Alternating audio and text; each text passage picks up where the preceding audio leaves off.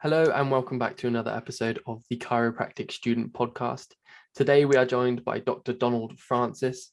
He currently practices up in Scotland and graduated from the Palmer College of Chiropractic over in the States. He's been in practice for 12 years and previously before that he was a soldier.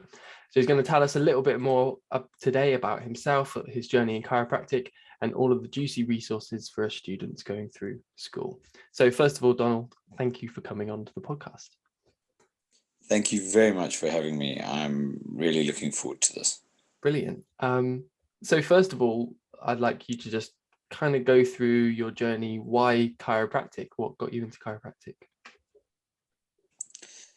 Honestly, I've been an on-off chiropractic patient most of my life.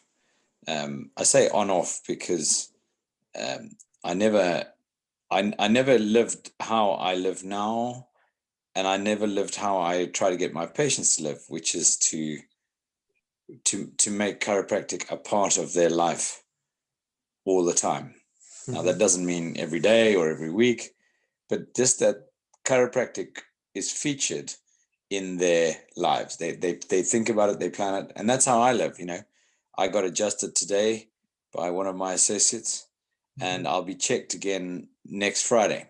So every week I get checked, but also I live that life, but I didn't live that life beforehand. So going back to that story, I know I got adjusted for the first time in 1977 when I was 4 years old, because I couldn't stay well enough to have my tonsils taken out. So it just shows you the conflict in paradigms my parents were living in at the time. Yeah. So they went to the chiropractor. I then got well enough through chiropractic to have my tonsils removed. And then, like I said, we were on-off patients for most of my life. Have a problem, go to the chiropractor. And I was a soldier, which I loved, being a soldier. But I've just had my 30-year reunion, which I can't quite believe. When I was about 15, I met, again, the guy who gave me the adjustment in 1977, a guy called Dr. John Howard, who's just retired from practice in Oxford. Yeah. And he really lit a fire underneath me. But I had a few itches to scratch, and I decided I went off to the army for another 15 years till I was 31. And at about 31, all the stars aligned, and I decided that I'd had enough of the army and I was going to be a chiropractor again. And it took a little bit of time to get out of the army. I went to Devonport. Yeah. And the rest is history. But the reason I left the army was not that I was actually sort of, I suppose, almost running away from the army. I'd had enough. I thought, what else could I do? And I'd always had this sort of tickle about chiropractic. So I wasn't like, I've got to be a chiropractor. I'm going to crawl across, it was like everything came together at once. And I'm so glad it did, because it's changed my life. And as a result of that, I have the opportunity to help other people change theirs. So there you go. Lovely. I mean, it's quite nice because there are a lot of chiropractors out there who have found chiropractic after working for a few years. And there's a lot of chiropractors who are quite later on in life, but early on in their chiropractic career. And I think that's great as well. And you've done so much already, and you're on a great path, which is kind of how I found out about you, from you being on other podcasts, and obviously the stuff that you're doing in Scotland with the Scottish College of Chiropractic, and then the book you just released. Yeah, thank you. Awesome. Yeah. It's really cool. And then so by way of you doing that, you've obviously got your name out there. And when you said 12 years, that's really not that long of a time, I wouldn't say, to be in that profession. Yeah, I suppose so. But the thing is, I wouldn't say, that all of the life I had before I became a chiropractor contributed to a more rapid success, I think. Because, well, first of all, I only became a chiropractor. I went to chiropractic college just before my 32nd birthday, I think, or just after. And I graduated at 36. So if you imagine, I had a wife and 2.5 children, now then 3 children. You can't fail. You have to succeed, and you have to get on. And so when I was, by the time I'd been a chiropractor for 4 years, I was sort of 40. And, by the time, most people are about 40. They're beginning to step out of, get into their stride and stuff. So age-wise, I've done everything about the right time for my age, perhaps. Yeah. But in the profession, maybe I am a little bit young. And just to make sure that everyone understands, as far as the Scotland College goes, I am like its raving fan, but I don't officially have anything. I don't officially have any involvement other than I write a book. I produced a book to sell on behalf of the Scotland College, to raise both money and awareness to it. It's going to be amazing. I'm really excited for it, and that's kind of what I meant by your involvement. You're like, yeah, no, absolutely, yeah, no. I just, because I've been so, because of the book, and also I've on several platforms where I've spoken in support of the Scotland College. A lot of people perceive me as being involved when really all I am is just a super cheerleader, and I am a super cheerleader because it's going to be on my doorstep. True. And like most chiropractors who really love chiropractic, I would like to see more schools growing, and particularly schools that teach chiropractic in a manner that I think it would help chiropractors to understand chiropractic. Yeah, I think sorry. Go on, then that's fine. Yeah, no, we can evolve that subject if you like, because I apparently am a vitalistic chiropractor, sorry. But when I was at chiropractic college, I never used a word heard that word, vitalistic. I was at Palmer College for 4 years and I never heard the word vitalistic. I just thought I was a chiropractor. It was only when I came back to the UK and I realized that there was this big hot cold argument about the direction chiropractic should go here, and that people like me were called vitalistic. I just didn't realize that word existed until I came back into the melting pot of the sort of British/European chiropractic fraternity. Yeah, that's a whole different conversation, I think, that a lot of people are having at the moment. So it's definitely one that is to be had. And the chiropractic college in Scotland, again, I'm becoming quite a big cheerleader the more I find out about it. And I wish I'd have held off and studied there. But I think as well, all I was going to say earlier was I just think it's also something that chiropractic as a whole deserves, not something that chiropractors deserve. It's what the profession deserves to be coming to the UK as well. Absolutely. And listen, don't worry, you are exactly where you need to be. I have an extraordinary associate from the McTimney College, and he's a great chiropractor. So I have two WEOC grads, one AECC grad, one McTimney grad, and me. So we're across the UK chiropractic spectrum. Covered it all. And the point is, get through college and be as successful as you can. If I can give some interference, which is advice that nobody asked, that's the advice only comes in two forms, in my opinion: advice and interference. And advice you ask for, and interference you're given. But anyway, I was a student in my 30s, so I already had lots of formed ideas about life. But I became like every student I've ever met.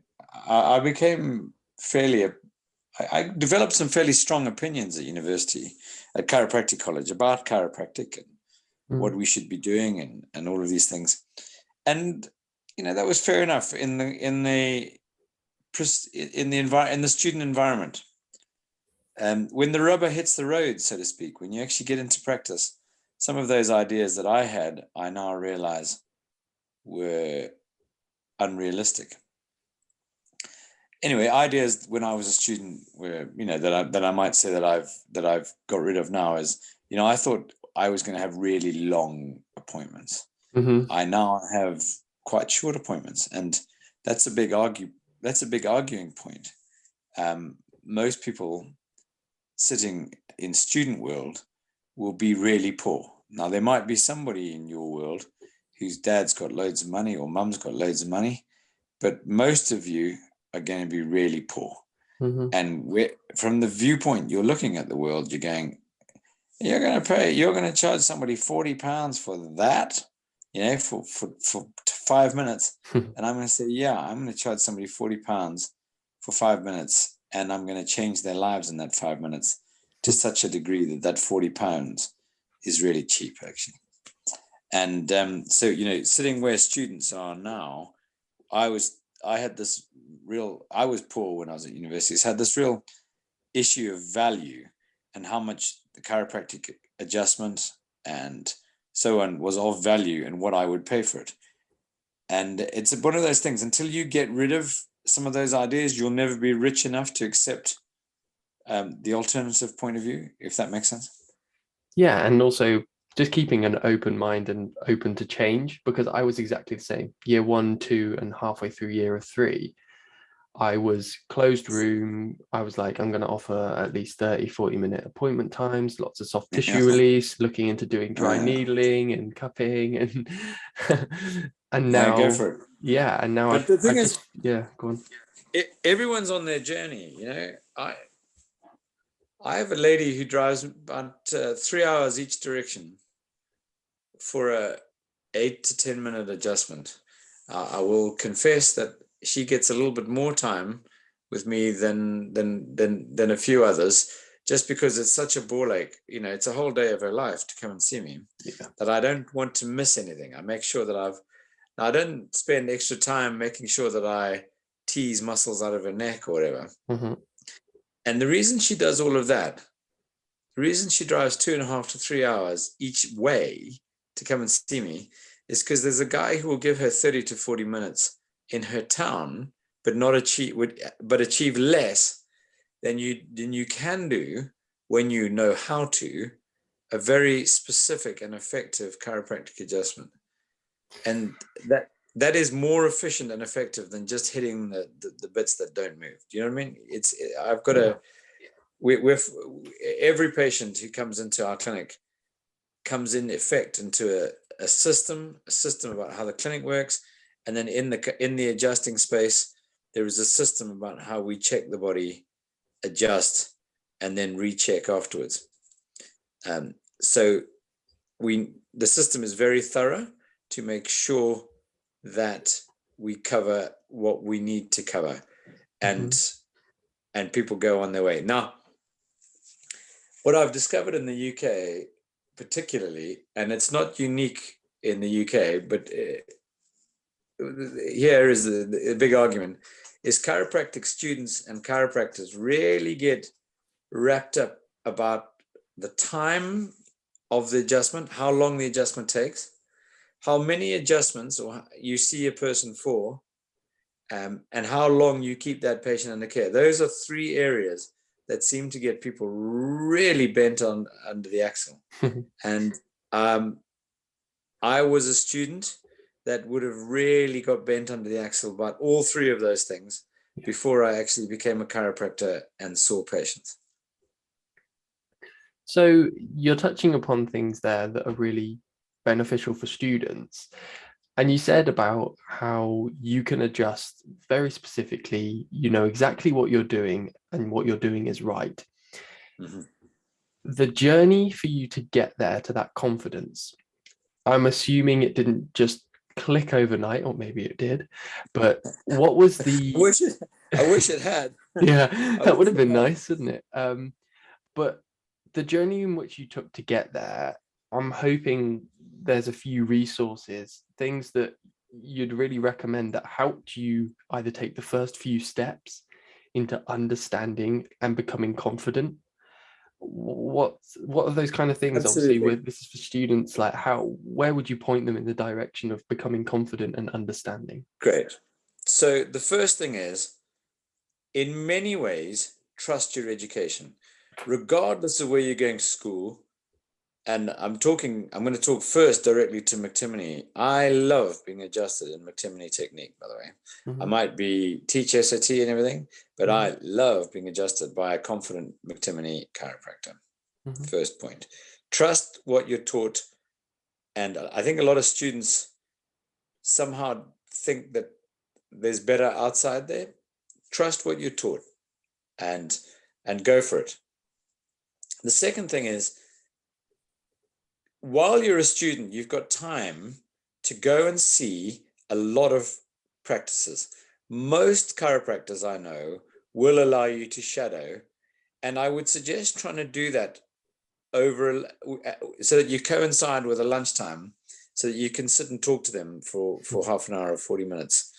And that's what I like to do. If somebody's coming to see me, by the time you're on adjustment number 10 or something, you've seen very similar things happen time and time again, and you're not going to learn that way, but you are going to see a system. So go and see, from about the middle of your third year to the end of your fourth year, try and get in about 30 or 40 practices, and you will meet somebody in that time who is going to vibe at the vibe you want to be. Somebody you go, geez, this is great. Look at these people coming in. Look at them going out. I love this. And whatever that person is, that they will have gone somewhere. Usually, like I practice a lot of varying techniques, but the framework that I hang all of my chiropractic on is SOT. Yeah. So I went to SOT seminars, and they're very cheap if you're a student. I would suggest it's a great organized technique to get into your package, if you know what I mean. And you can do all three of the basic seminars for less than £600. That's 3 weekends. That's next to nothing as a student. Whereas as an adult, I think the seminars are now closer to £400. So when I say an adult, I mean a graduate chiropractor. So go, and once you've been around a whole bunch of chiropractors and seen how someone, maybe you really like sports rehab. If that's your case, you're probably getting a lot of it if you're at ACC or WEOC. But if you really like that, find out where that chiropractor learned their stuff. And there is quite a lot of love. I put that in parenthesis for students, cheaper seminars, cheaper access, and so on. I never drive anywhere without listening to a podcast. I have some favorites. I like Don McDonald's, used to be called Breaking the Vitality Shift, and the Vitality Shift podcast was the Breaking the Underdog Curse. I like the Chiropractic Why. Johnny. I like Johnny, and I like Ryan Reider, and I've got a couple of other ones that are free. It's free content. Yeah. And the more you get into listening to people, mostly people who get interviewed are people who've actually achieved something. So it's true. They've got a story to tell. And the final thing that I'm going to say as a student is do what your staff tell you not to do. Palpate. You've got friends, you've got family. Palpate. And if you feel confident, adjust. When I was a student, I did quite a few adjusting seminars while I was at university for relatively low money compared to what I would pay now as a qualified doctor. I did motion palpation seminars, I did Gonstead seminars, and so I really knew how to move a bone by the time I hit student clinic. Like I really knew how to move a bone when I got to student clinic, and I flew through student clinic. So my adjusting, when I mean moving the bone skills were really quite well formed by that point. What wasn't formed until about my third year in actual chiropractic practice was patient management, how I was going to take a patient from where they were to where they wanted to be. So in terms of resources, the free resources are chiropractors like me. By the way, I know you're going to ask me this, I think, because if somebody wants to come and shadow me, they're very welcome. I'll probably, if they're nice and they don't smell, I'll probably even put them up in my house overnight and give them supper. I'd love to see them. I live in Scotland, so it's quite far away for a lot of people. Yeah. However you get here, I'll probably put you up. I'll feed you. You can spend a day in the clinic. I've got 4 associates, so you've got lots of different people to talk to, and that's free. Podcasts are free. God, there's so much free content out there. Some of it's good, some of it's not. What I would also say, which is free, is keep an open mind as free. Just because somebody says one thing you don't like, don't disregard everything they say. And students are quite naughty, quite bad. Oh, he said he didn't like people with pink hair. I'm going to get really offended by that, and therefore I'm going to disregard everything he says because he doesn't like people with pink hair. I see on Facebook, and the Facebook arguments are some people didn't like BJ's concept of chiropractic, therefore disregard everything BJ Palmer said. I mean, the man was a bloody genius. He wrote 40 books. Yeah. I wouldn't start trying to read them all at this stage because they're quite hard going, some of them. But yeah. And I think, if you can get into the basic principles of chiropractic, that would help, basically. And go to some seminars. I think the UCA seminar is coming up this November. Yeah. And for students, I think it's 50 quid. It's so cheap. Yeah, it's £50. Yeah. I spoke at the McTimoney Association seminar. I think that was quite cheap for students as well. I think it's free for students. Yeah. Oh, is it? Yeah, because I went to one, and they basically sponsor you. If any McTimoney students, if you contact the MCA, they'll basically sponsor you, and you can go for free. Yeah, and I'm the vice president of the Scottish Chiropractic Association. We offer students free, not free. We don't do free. You have to pay a little bit. Yeah. And you have to actually pay in advance, because we've had a few students. I tell you what, students, don't be naughty, okay? We've had people drop out at the last minute, having spent, booked hotels and all that sort of stuff. If you say you're going somewhere, go and write a thank you letter when you leave. Yeah. People will never forget a thank you letter. There we go. Other free resources, I'm trying to think. The books I would definitely buy the Triune of Life by Reggie. You have to order it from America, so it'll probably cost you about 20 quid by the time you shift it over. Yeah. But if you can, it's just really simple, 15,000 words. Okay. I would probably not tuck into all the green books straight away, because they're quite hard going. And if chiropractic as a subject is new to you, I would wait till you'd had a bit more immersion through the seminars. Then you got stuck into a really thick, difficult to read and understand book. Yeah, they're written in such horrible old language as well that it takes you twice as long to read a book that's 10 times as thick as well. So they're quite hard to read.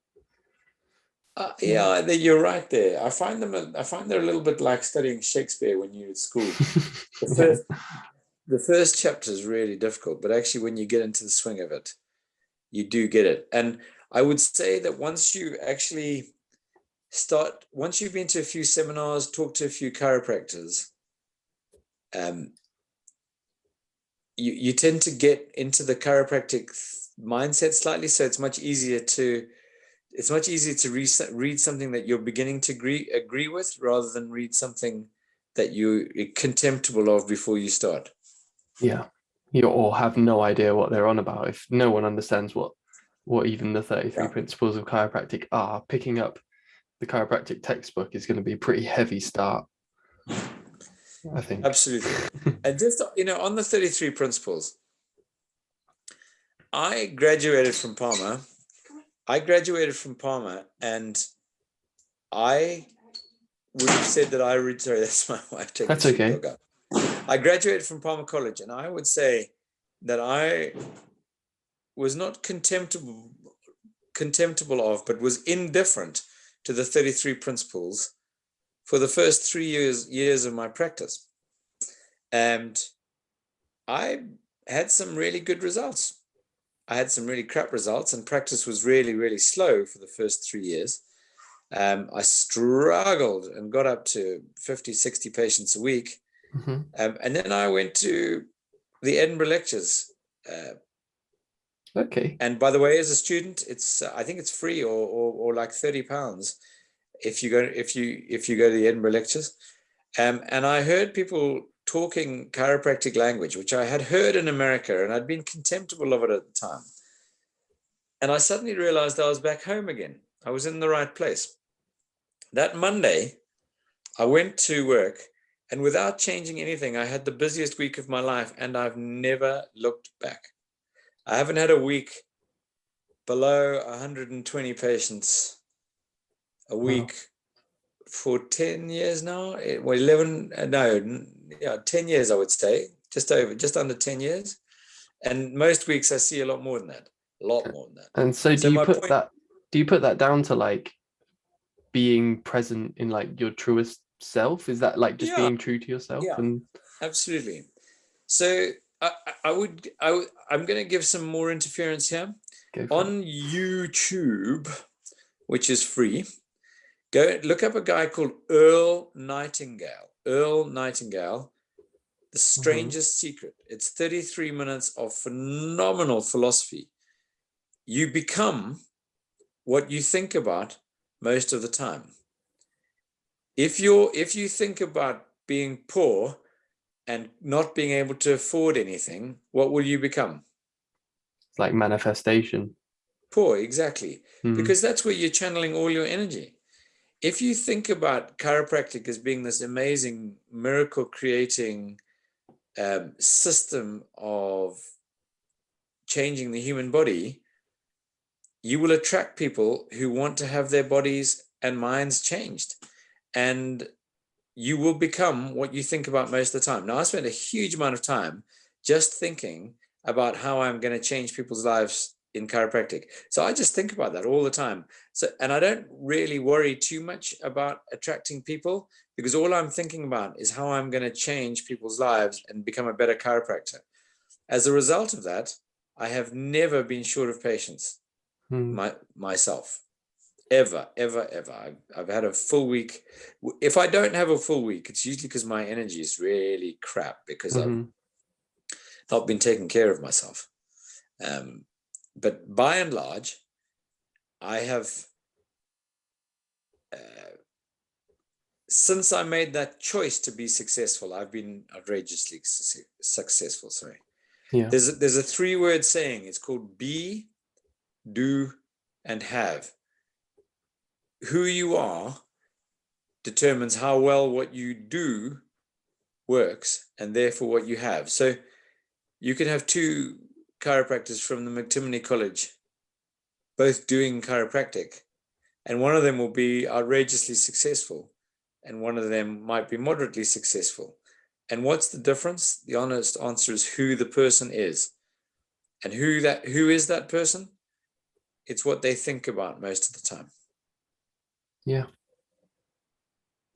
It's interesting, yeah. And The mode of thought, keeping an open mind. Keeping an open mind. And so I'm going to ask you something, right? Okay. If you're a ship's captain and you're sitting in a port in Dover, say, and you decide you have no idea where you're going, you're just going to turn the engine on and push it forward, you won't even make it outside the port boundary before you crash into a wall or another ship. Yeah. But if you give yourself a goal, you give yourself a direction to go in, then the ship will go that direction. Does that make sense? So you've got to know where you're going first. Then you've got to know who you want to be, and you will get there. Okay.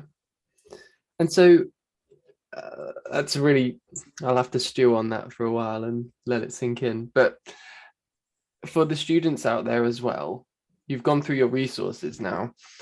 If you had to get, say, even yourself, put it into your shoes, or a year 1 or year 2 chiropractic student, if you could tell them one thing, one bit of advice, one sentence maybe, what would it be? The most vital thing that you would say if every student could hear it? One thing. Get a good coach. Get a good Get coach. a good coach. When you say coach, do you mean like a mentor? Like just go talk, Yeah. go find a chiropractor who's willing to. Yeah, absolutely. So I, I've got and somewhere on my 1,000 memory sticks I've got in my desk, I have a graph of the year 2011, the year we broke through, Mhm. the year the year I was actually able to pay myself a really good amount of money and buy a car and stuff. Mhm. And the money went up every month in a straight line from the day I got a coach. Most young chiropractors are really poor and they'll say, I can't afford a coach.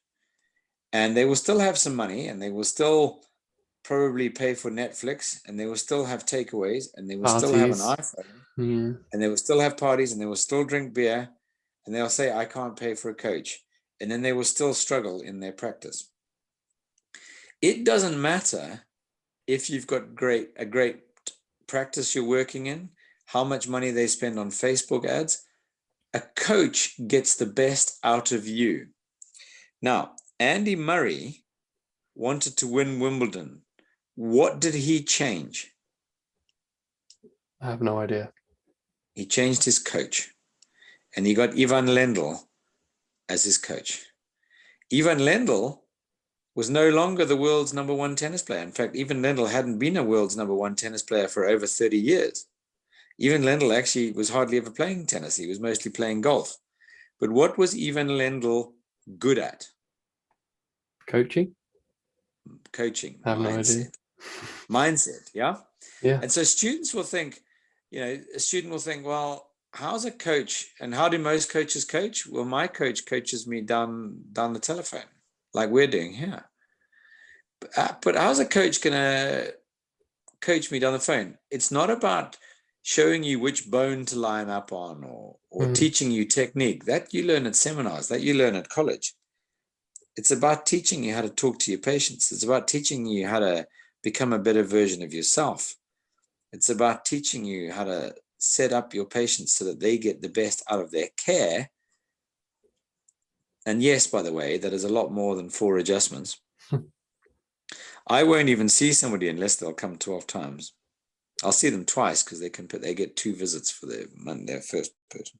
Yeah. But I won't accept them as a patient unless they'll agree to my terms. Why? Because unless they might get out of pain or most of their pain within, say, 2 or 3 adjustments. Yeah. But pain is only in your brain. Ask any woman who's ever had an epidural. They squeeze out a baby and they don't necessarily feel it. And yet it's one of the most painful things that ever happened to somebody who doesn't have that because of the ripping, the tearing, the stretching, and all the rest of it. Mm-hmm. So, if you think chiropractic is so much more than pain, it really is. I have at least 10% of my practice have not come to me for pain. The reason I say that is they got motor neuron disease or cerebral palsy or whatever they've got. They've come to me to improve their function in their life. They're not without pain. So if I were to give one piece of advice to every graduating student, get a coach, get a coach, get a coach. There are loads of coaching companies out there. Some are more expensive than others. But I will tell you this, getting a coach, if it's the right coach, will be the best single investment you've ever paid. My first coach, I think, was $250 a month, I think. Mm-hmm. And it doesn't actually necessarily, it doesn't have to be a chiropractor. It can be someone who is a coach. No, it doesn't have to be a chiropractor. In fact, there's a great girl called Heidi Brown who's just left the chiropractic register to become a full-time coach. She'd been a chiropractor for about 20 years, very, very, very successful. But that's coincidental. Actually, most of her coaching clients, I think, still are chiropractors because that's the puddle she's been floating in. Yeah. But she has lots of non-chiropractic coaches. All of my coaches, I always have a coach, by the way.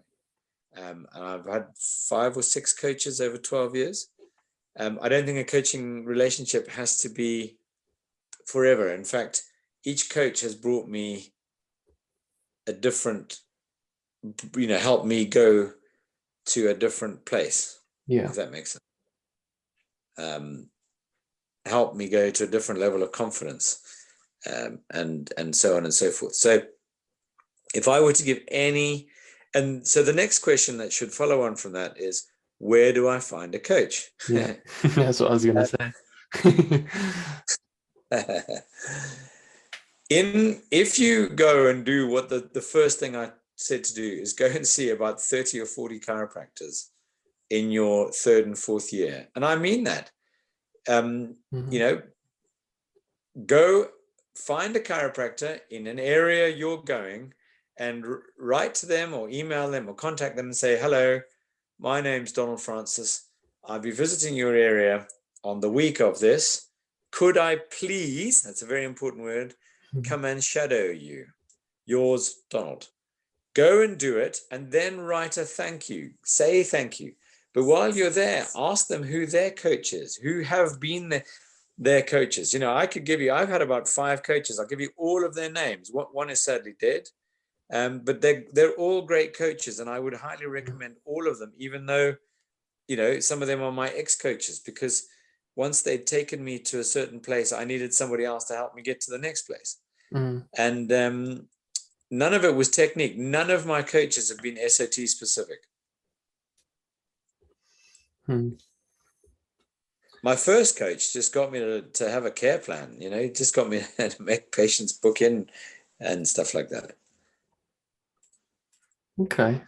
I mean, that's a really good tip. And I've just started having coaching sessions every week with a coach. It's going to be my future boss. And so it's really exciting, but it's a completely different experience. And I can already resonate with that a little bit, because it's after my third or fourth coaching session, like my life kind of, something did click after that one, and it just shifted a lot. And there was just this urge of passion and motivation for myself. It wasn't even for chiropractic, it was for me. But I know that if I'm the best me, I can give the best chiropractic.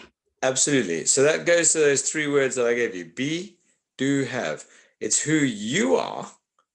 You've just said you're the best version of you. And because you're the best version of you, you're going to go and do what you do better than somebody who's at a lower version of themselves.